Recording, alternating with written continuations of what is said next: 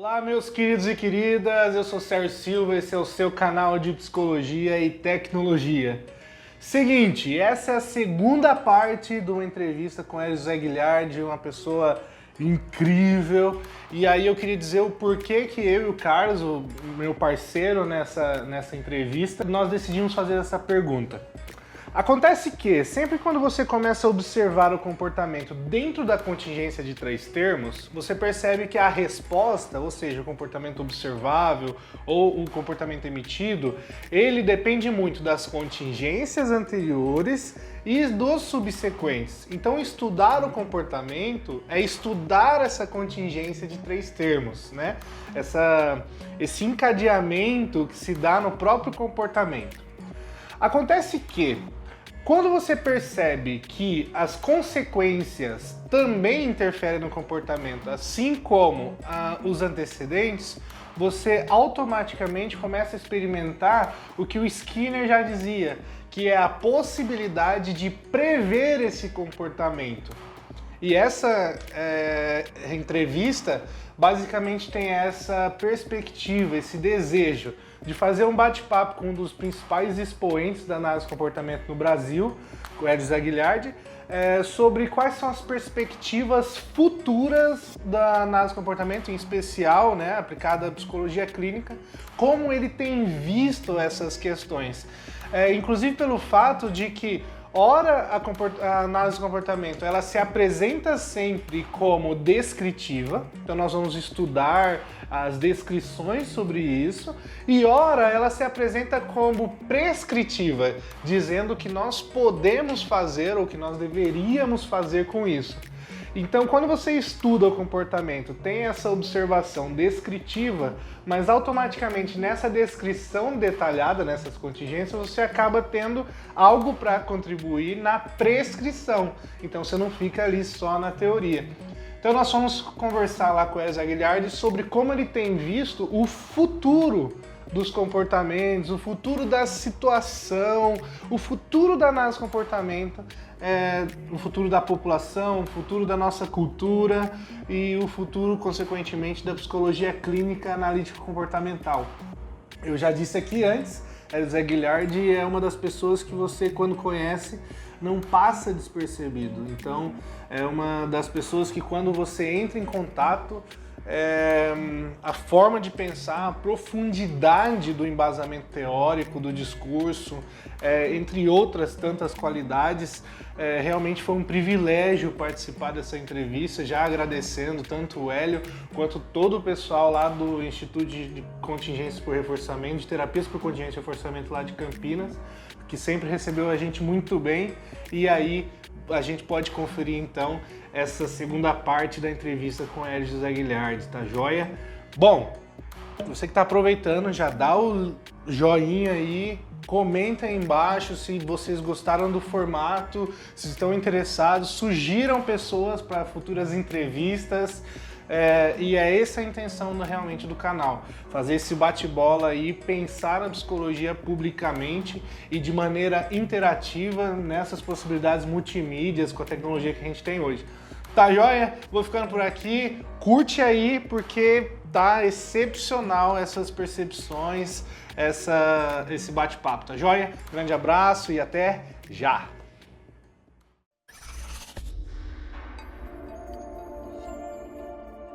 Você deu uma visão bastante futurista, né?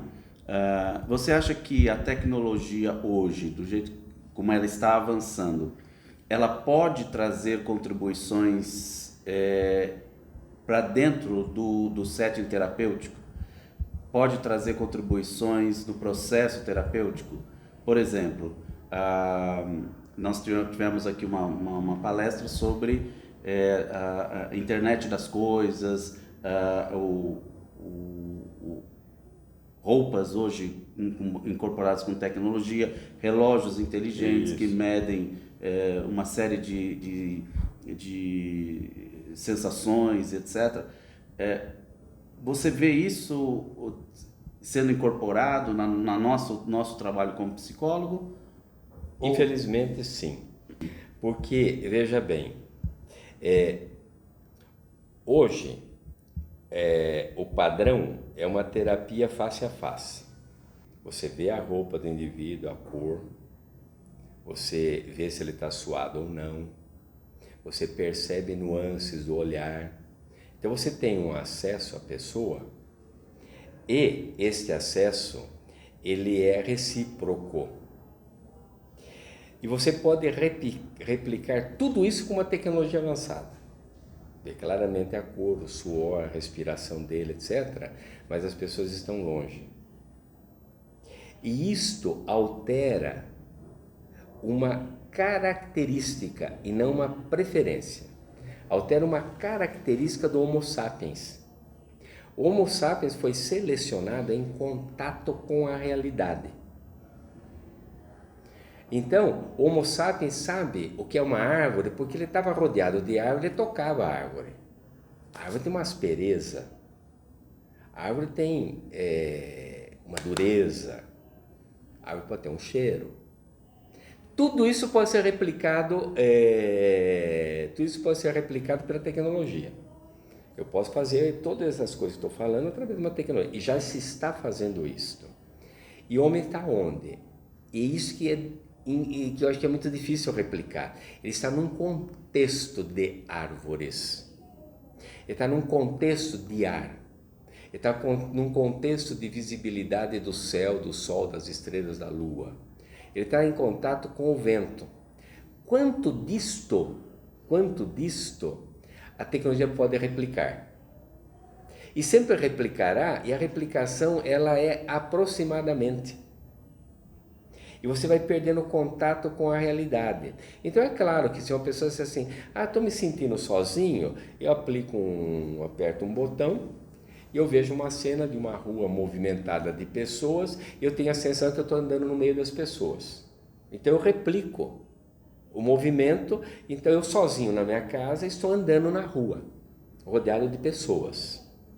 É interessante isto, né? É interessante isto. Mas eu posso colocar na minha casa ruídos como se estivessem pessoas lá. Quantos hoje não entram em casa e ligam a televisão e vai fazer outras coisas? Nem está olhando a televisão, está ouvindo. Alguém está conversando dentro do meu ambiente, então dá a impressão que eu estou com alguém, né? Então, a pergunta é, será que toda essa construção tecnológica perfeitamente possível vai substituir as necessidades da natureza humana? Esse é um problema sério. Por quê? Por exemplo, eu estou desempregado, angustiado com a minha perda de emprego, preocupado como é que vai ser o manejo das minhas finanças, a minha sobrevivência. Hoje eu faria o seguinte, eu visitaria um amigo meu e desabafaria com ele. João, é o seguinte, perdi o emprego, patatá. E se esse amigo for genuíno, ele gostar de mim e eu gostar dele, veja bem, já implica numa relação afetiva, né?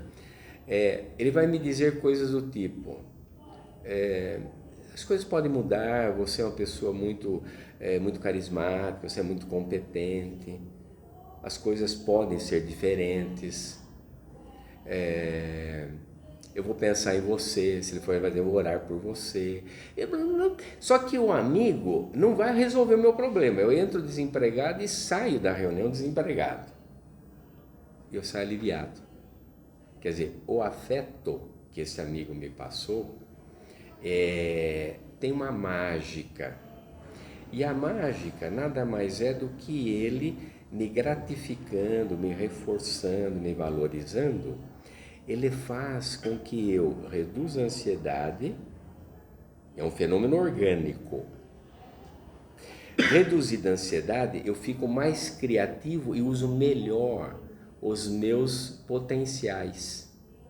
E eu vou lutar com mais garra e mais força para arrumar um emprego. Então parece que eu saio com um certo otimismo. Mas de onde vem esse otimismo? Esse otimismo vem de que ao ser acolhido eu fico mais forte. Que nada mais é do que uma reprodução da infância. O bebê solitário perdido, quando a mãe o carrega, quando a mãe o acolhe, a criança se sente protegida, para de chorar. E imediatamente ela começa a brincar, a sorrir, etc. Olha, o que a mãe fez? Nada além de dar segurança para ela na forma de toque, de carinho, de uma frase meiga, etc. Então o adulto, na verdade, está reproduzindo isso. O meu amigo é o meu pai, é minha mãe, é uma pessoa que me passa, a gente fala que passa energia, na verdade ele não passa energia no sentido da física, sai uma energia de um para outro, ele faz coisas que fazem com que o meu organismo reaja diferente, fique mais tranquilo e mais habilitado a fazer o que ele é capaz de fazer. Depois das conversas com um amigo, se a pessoa não fala inglês, ele não vai sair falando inglês, porque falando inglês ele tem mais chance de arrumar outro emprego. Não, isso não, porque ele não tem esse potencial. Não é? Mas faz ele ter uma ideia, por exemplo, do seguinte tipo: dado que eu já falo inglês, eu não vou insistir em procurar emprego em empresas brasileiras, porque elas estão em crise, mas me ocorre a ideia de procurar uma empresa internacional. Isso é meio óbvio. Não, é meio óbvio, mas no desespero eu não penso nisso, eu penso que não tem mais emprego. Não, então, nesse sentido, eu acho que a tecnologia vai preencher muito, mas vai tirar o ser humano do seu habitat. Vai tirar o ser humano do seu habitat. Eu dou um exemplo. Crianças hoje, se você perguntar para uma criança típica, me descreva um frango. Ele pode dizer assim: é aquele saquinho que está no supermercado. Ele pode dizer assim: é um bife mais claro desse formato. E ele está pensando então que o frango é, na verdade, uma fatia de peito de frango que a mãe fritou. Ele nem tem imaginação de que ele pode ver um frango lá no supermercado, ainda não decapitado, não totalmente cortado, e teve um formato lá, uma coisa meio esquisita, que provavelmente tem nojo, nem toca e nem come. Mas jamais ele vai pensar que um frango tem penas, tem bico, tem olhos, gagareja, cisca, tem... a mão anda com duas patas, tem um raso e tal. Ele não vai pensar, porque ele nunca viu. Talvez ele consiga fazer uma generalização do que é um frango se ele viu num filme. Mas os filmes também estão assim estilizados, ele pode até não fazer associação, né? Então, eu acho que a tecnologia vai solucionar muitos problemas e criar outros problemas, que é afastar o homem da sua natureza. E, na verdade, quando você afasta da sua natureza, o organismo começa a funcionar de forma diferente.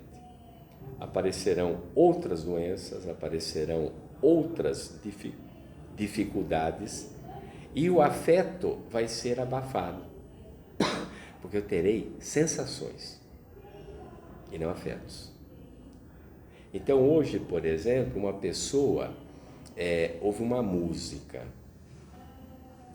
E essa música, ela tem uma letra que remete a muitas coisas da história de vida dela. Hoje a música se resume a uma frase: ela é gostosa, eu quero pôr meu pau nela. Ela é gostosa, eu quero pôr pau nela. E a música inteira é isso. Então, onde que está a poesia? Onde que está? Porque o que eu ouço me faz ver a natureza de uma outra forma. Então você pega uma letra de uma canção, por exemplo, você é levado para um ponto além do que você sozinho era capaz de ir. Porque o poeta, ao escrever, o que cria melodia, ao botar melodia, ele cria um universo que não existe para você, existe para ele. Ele contribui para o meu desenvolvimento. Então, eu sinto emoções porque eu associo as coisas que ele fala a coisas que eu vivi. Mas por tê-las vivido, interessante, eu não consegui ver tudo que ele está vendo agora quando ele compõe uma música terna, uma música romântica, uma música afetiva. E se você empobrecer isso com a tecnologia, tudo isso desaparece. Então, se eu andar menos, meus músculos se atrofiam. Se eu pensar menos, o meu raciocínio se atrofia. Se eu sentir menos, meus sentimentos se atrofiam. Então, nesse sentido, eu acho que a tecnologia soluciona muitos problemas, mas me torna mais sedentário, me torna mais indiferente ao mundo, e me torna menos sensível ao mundo. Daí você diz assim, bom, mas tem tecnologia que faz com que você faça exercício deitado na cama. Você pode desenvolver sua musculatura. Sim, é verdade. Mas compare, por exemplo, o que você sente quando você corre num bosque e o que você sente quando você corre numa esteira. Mas na esteira eu posso colocar uma visão que estou num bosque, ter a sensação, perfeito. Mas e o ar? Não, você pode criar um ventinho tecnologicamente. Você pode criar cheiros tecnologicamente. Tudo bem. Mas será que isto substitui a natureza de onde nós viemos? Eu acho que não, e aparecerão doenças que nem existem hoje e são inimagináveis para nós. Então, eu vejo a tecnologia como ela é feita, como uma fábrica veloz que distorce o ser humano. Há pessoas que dizem, Veneza é mais bonita naquelas imagens que eu vejo numa super televisão, mais colorida, o sol mais, do que quando eu vejo ela naturalmente. Eu começo a criar padrões de beleza que são artificiais, porque a tecnologia vai levar você a ver coisas que você não vê com seus olhos, e etc. Né? Então, eu vejo assim que isso precisará ter um limite. E qual é o limite? O limite que não está definido seria até onde eu beneficio o ser humano e até onde eu prejudico o ser humano. O exemplo que eu poderia dar é para o alimento. Alimentos estão muito saborosos, mas que tem componentes que fazem mal para o organismo. E precisa que venha um movimento, o Ministério da Saúde, da Agricultura, para que não haja transgênico, para que não haja uso de substâncias nocivas à saúde, mas a comida é mais saborosa, mas eu estou ingerindo. Então, a metáfora é mais ou menos a mesma, né? Então, pessoal, nós estamos aqui no 7º Congresso Brasileiro de Terapia por Contingência e Reforçamento, com Hélio Ghilardi, e queremos ouvir dele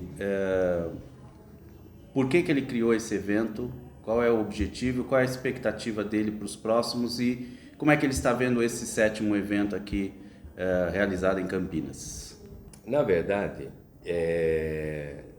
as pessoas pensam no bem-estar do ser humano e do mundo em que nós vivemos.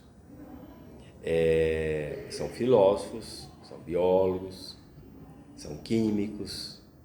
Em suma, o ser humano não está perdido, porque há pessoas que apresentam, em relação ao que eu venho dizendo, um movimento de conscientização e de desaceleração e até de redirecionamento para onde nós temos que ir, não é?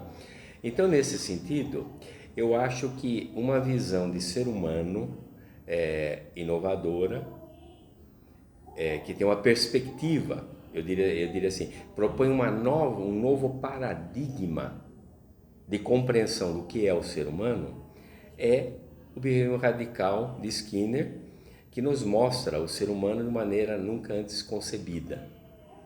Eu comparo a visão de homem de Skinner a uma desestruturação de velhos conceitos, como quando alguém disse que não era o Sol que girava em torno da Terra, mas que a Terra girava e dava essa sensação. Então, é a Terra que gira em torno de si, primeiro absurdo, porque eu me sinto parado, e a Terra gira em torno do Sol. Eu tenho certeza que é ele que começa de um lado, sobe, desce, então, intuitivamente é ele que está girando em torno de mim. Pois bem, então eu imagino a confusão que as pessoas tiveram quando foi passada essa imagem, que é que hoje se tem quando se pensa a respeito da visão de homem como um organismo, como outros organismos, e que se comporta segundo leis que são demonstradas e não imaginadas. Então a imprevisibilidade do comportamento, que está muito associada ao livre-arbítrio, está sendo questionada, se existe realmente esse livre-arbítrio, essa liberdade. Um autor coloca que uma descoberta do Skinner de que o comportamento pode ser entendido através da identificação e manejo de contingências de reforçamento, que nada mais são do que relações entre antecedentes que ocorrem antes. Qual é o seu nome? Aí vem uma resposta: meu nome é João. Prazer, João. Então, tem um antecedente, uma resposta e uma consequência. Esse exemplo simplinho, de certa forma, é a matriz de todo comportamento humano. Antecedente, resposta e consequência. Claro, em composições mais complexas. O homem não pousou na Lua só pegando a fórmula da gravidade descoberta e formulada pelo Newton. Muitas outras foram necessárias para chegar à Lua, mas a essência está aí, né? Então, a tríplice contingência é uma essência. Algum autor diz assim, que a tríplice contingência corresponde ao gen de Mendel, quer dizer, é uma fórmula, ao átomo de Born, que dá a ideia da construção da matéria, o processo de reprodução das plantas, dos animais, etc., né? Então, o que é esse congresso? Esse congresso, ele é um ponto de comunicação a respeito dos avanços que nós temos conhecimento e que nós produzimos com pesquisa, com trabalhos aplicados, de como o ser humano funciona e como poderia viver melhor. Então, é uma oportunidade de reunir pessoas que vivem num mundo tecnológico caminhando para a desumanização do homem, é de um grupo se reunir, pensar a respeito e serem multiplicadores dessas possibilidades, né? Então, organizar um congresso, na verdade, é dar ao ser humano uma alternativa minúscula, mínima, porém ativa, de como o mundo pode ser reavaliado e reorganizado. É claro que precisa ter mais força, mas está aí. Um dia alguém disse que existiam genes nas ervilhas. Hoje nós não falamos mais em cromossomo, falamos em gene, nós falamos já dos componentes do gene, já modificamos o gene, então é um começo. Então é porque eu acredito que o mundo pode ser melhor quando nós expandirmos o que nós sabemos e ampliarmos o conhecimento, levando a níveis mais importantes, mais significativos do potencial do que nós sabemos.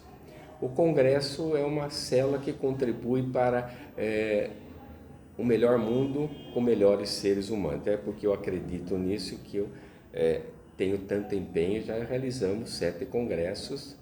Nós chegamos nesse ano a 600 participantes, 600 pessoas presentes aqui, em torno disso, né? O que para uma iniciativa de um pequeno grupo, sem financiamento externo, sem dotações de dinheiro, é um empreendimento bastante, vamos dizer, vitorioso. Muito bem, queremos agradecer aqui ao Hélio Guilhardi por mais essa entrevista, e o ano que vem certamente estaremos aqui para uma nova entrevista, e convidamos você a vir e participar do 8º Congresso Brasileiro de Terapia por Contingência de Reforçamento, que certamente acontecerá aqui em Campinas, e ampliar os seus conhecimentos na área da análise do comportamento. Obrigado, Hélio. Perfeito.